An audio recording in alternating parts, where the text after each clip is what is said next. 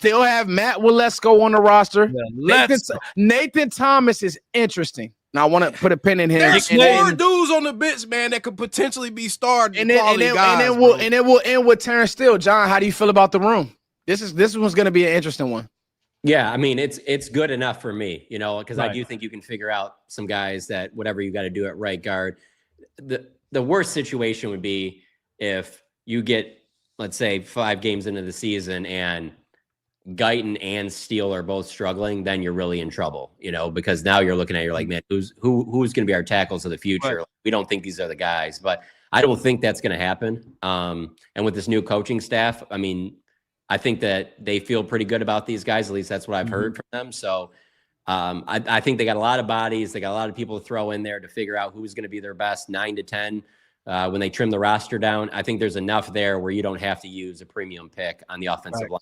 So do I think it's a great offensive line? No. But I think it's good enough for right now, and it's good enough for this season. And hey, maybe a Nathan Thomas or maybe an Awesome Richards take another step, and you're like, hey, well, they got something here. If one of these tackles isn't playing well, we can put one of them in there. I've been surprised. I've said that many a times. I've been surprised that has not happened over the entire time Mike McCarthy's been head coach, because he had that happen to him quite a bit in Green Bay, where there was a 4th, 5th round pick guy that several of them that end up having key roles. And that really hasn't happened here. So maybe that happens and it's solidified, but there's nothing there that I see as, well, that's a bigger hole than I see, like I said, at wide receiver, running back, and corner. Absolutely. The move could be on Terrence Steele if that's the situation. Could he be a cap casualty if that's the situation? No. I'm talking about Steele. Oh, my bad. Not to cut you off, Law, but no. I don't know why people want to cut Steele. No, I'm not saying that if he's okay, not, because he don't have any sponsors in the rooms. He's starting all the way over with a clean sheet of paper. So who don't have any sponsors? Terrence Steele. If he's they coaches have already been his name's been the one that's been hottest out of all of the coaches. Y'all got to let me finish my statement with this. Go ahead. Sorry, right, Law. Sorry, what I'm saying is basically if he don't pan out the way we think he should in the pass protection, and if they move on, because you got to move a spot with Awesome Richards.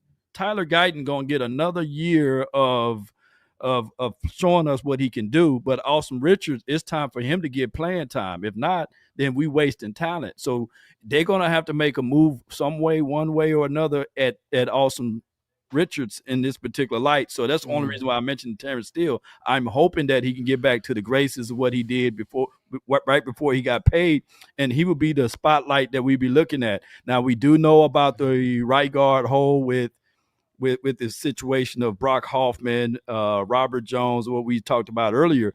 But that's an old wait and see, and I can't wait to see how this offensive line would look like down the stretch. Right.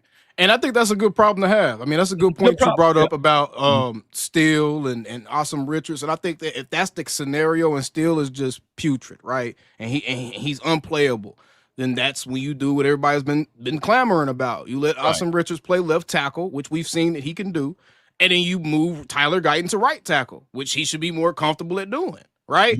So I think that that's a good problem to have, and that's why I like the offensive line room. To answer the question that Foots asked us is, I think that you're too deep at every position. You're legitimately too deep with guys that are potentially full 17-game starting quality guys. Not Pro Bowlers, not all pros, but 17-game starters. You got Rob Jones, you got TJ Bass, you got Brock Hoffman, you got Sadiq Charles, you got Awesome Richards. That's 5 guys that's not even starters yet that you could look at and be like, hey, they could potentially be NFL starting quality guys.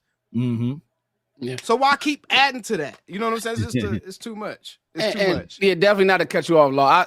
I've heard so much. No. I've heard so much, and even I probably was on that at one point, but I do remember, guys, coaching matters. I don't know if John, you can speak to him, man. I just want to know, like, what were they doing with these guys? Was there a plan? Everything that we've heard from Shotty, like Shotty's aced this offseason.